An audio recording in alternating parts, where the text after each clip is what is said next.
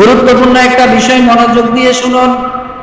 আপনি চাকরি করেন, আপনি দিনমজুর, আপনি ঠেলাওয়ালা, আপনি রিক্সাওয়ালা, যাই উপার্জন আপনি করেন না কেন, একজন ব্যক্তি যদি চাকরি করে মাস শেষে বেতন পাবেন, তার ডিউটি যদি হয় 8 ঘন্টা, তার ডিউটি যদি হয় 6 ঘন্টা, তার ডিউটি যদি হয় 12 ঘন্টা, মনে রাখতে হবে এই 12 ঘন্টা, 8 ঘন্টা, 6 ঘন্টার ভিতরে তার যে টিফিন বিরতি, তার যে নামাজের বিরতি, তার মালিকের সাথে তার যে কমিটমেন্ট, তার কোম্পানির সাথে যে কমিটমেন্ট, ওই সময়টুকু সারা যদি অতিরিক্ত সময় সে রেস্ট নেয়, বিশ্রাম নেয়, যদি কোম্পানিকে ক্ষতিগ্রস্ত করার জন্য সে কাজটা যতটুকু গতিতে করার দরকার অতটুকু গতিতে করে নাই, একটু নিজেকে গাওটাকে বাঁচিয়ে নেওয়ার জন্য একটু সলসাতুরি করছে, মনে রাখবেন সে মাস শেষে যে বেতনটা নিল, যতটুকু বেতন সে পেয়েছে, আর যতটুকু কাজের মধ্যে সে ফাঁকি দিয়েছে,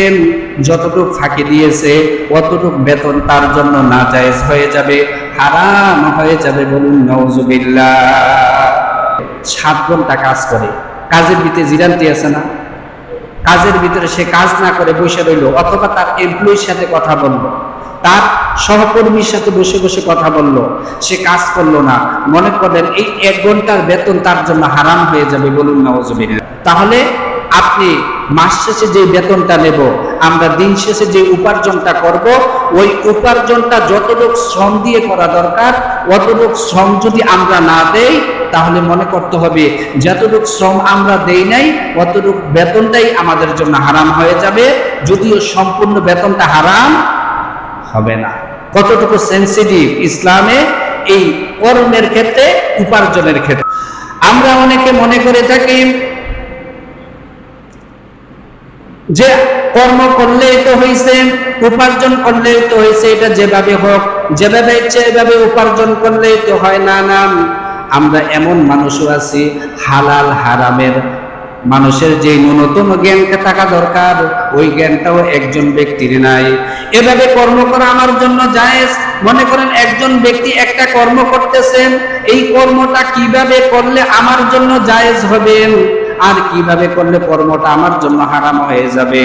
মনে রাখবেন ওই ব্যক্তি যেই উপার্জনটা করবে ওই উপার্জনটা কোন পন্থায় করলে তার জন্য জায়েজ আর কোন পন্থায় করলে তার জন্য না জায়েজ, এই জ্ঞানটা, এই ইলমটা তার জন্য অর্জন করা, এই জ্ঞানটা তার জন্য থাকা হচ্ছে আবশ্যক।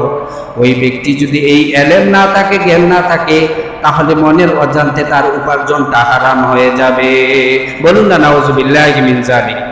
এই যে আমরা প্রত্যেকেই কোনো না কোনো কর্ম করি, প্রত্যেকেই কোনো না কোনো উপার্জন করি, এই যে উপার্জনটা আমার বৈধ কিনা, যেই উপার্জনটা আমি করছি এটা ইসলামের দৃষ্টিতে হচ্ছে কিনা, এই যে জ্ঞানটা, এই জ্ঞানটা থাকা তার জন্য ফরজ।